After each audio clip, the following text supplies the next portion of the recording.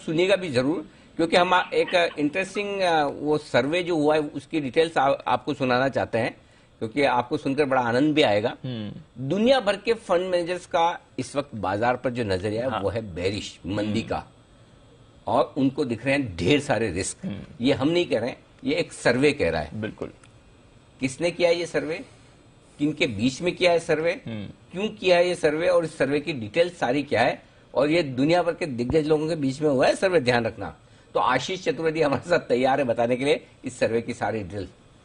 बोलो बोलो sir. Bank of America ने सर्वे कराया 2 से लेके 8 सितंबर के बीच में। अभी हाँ, अभी करवाया ताजा सर्वे, और बड़े काफी ग्लोबल फंड मैनेजर्स हैं, 240 जिन्होंने इसमें पार्टिसिपेट किया। 240 फंड मैनेजर, 250। हाँ, और सबकी साइज काफी बड़ी है, तो उन्होंने पार्टिसिपेट किया है। अब सीधी बात बताऊं, ये काफी डरे हुए हैं, बेरिश हैं, और इसके पीछे कारण ये कि 2001 से लेके अब तक जो इनका कैश एलोकेशन है सबसे हाईएस्ट है, करीब 6% के आसपास का। मतलब अपने फंड में 6% कैश लेके बैठे जो लगाना है। हाँ। जब नीचे आएगा तब। हाँ।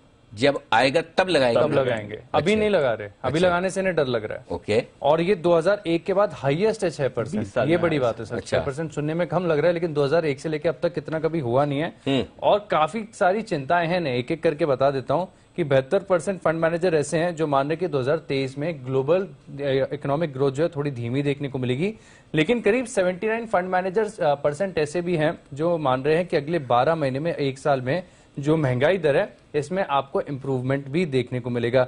लेकिन ये सर्वे काफी डिटेल्ड है, इसमें एक एक असेट क्लास के बारे में पूछा गया और उनका व्यू पूछा, और बाद में सबका जो पोल है वो भी लिया गया। तो सबसे पहले अगर आप देखें तो जो डॉलर पर है, तो डॉलर पर लॉन्ग होने में 56% जो एनालिस्ट हैं वो बुलिश हैं, वो मान रहे कि 56% मान रहे कि यहाँ पर तेजी देखने को मिल सकती है। कमोडिटीज पर लॉन्ग जाने के लिए केवल 10% जो मैनेजर्स है, फंड मैनेजर्स, वो कंफर्टेबल हैं। जो ESG असेट्स हैं यहाँ पर केवल 8% हैं।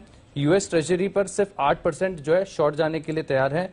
ग्रोथ स्टॉक्स पर लॉन्ग जाने के लिए 7% जो मैनेजर्स हैं, फंड मैनेजर्स, उनका व्यू है। और कैश पर देखिए, जैसे कि मैंने आपको बताया कि 6% आसपास जो है लेकर बैठे हैं कैश की कैटेगरी में। सबको डॉलर खरीदना है, बस सबको डॉलर खरीदना है। अच्छा। और चिंता बहुत सारी है सर। हाँ। जितना खरीदना नहीं उससे ज्यादा तो इन्हें टेंशन हो रही है। सबसे पहले 36% जो फंड मैनेजर्स हैं उनकी सबसे बड़ी चिंता का कारण है महंगाई। हाँ। वो स्वाभाविक है कि सबको ही हो रही है। खुद की सैलरी इतनी बड़ी है फिर भी महंगाई, जिनकी कम है उनका क्या जी। अच्छा, तो 36% को महंगाई की चिंता। और सेंट्रल बैंक का सख्त रुख, ब्याज दरों में बढ़ोतरी, वो तो होगा ही होगा, तो 20% वो है। जियोपॉलिटिकल टेंशन 17% है। ग्लोबल मंदी 17% है। बाकी तो ठीक, सिस्टमिक क्रेडिट रिस्क है, तो ठीक है। कोविड से कोई डर नहीं। हाँ। कोविड निकल गया, 1% है बस। चाइना वाले होंगे, पता नहीं क्यों डर लग रहा है। 1% चाइना वाले भी तो होंगे, होगा। एक आध तो वो भी होंगे, उनको है। तो ये है बड़ा सर्वे जो 240 दुनिया भर के दिग्गज फंड मैनेजर्स के बीच में bank of America Merrill Lynch ने कराया। 2001 के बाद सबसे ज्यादा कैश लेवल पर बैठे हैं। ये सारे वो फंड मैनेजर्स हैं जिन्हें ढेर सारा प्यार करते हैं हमारे बसीन साहब। बसीन साहब, इस सर्वे पर विशेष टिप्पणी आपकी है।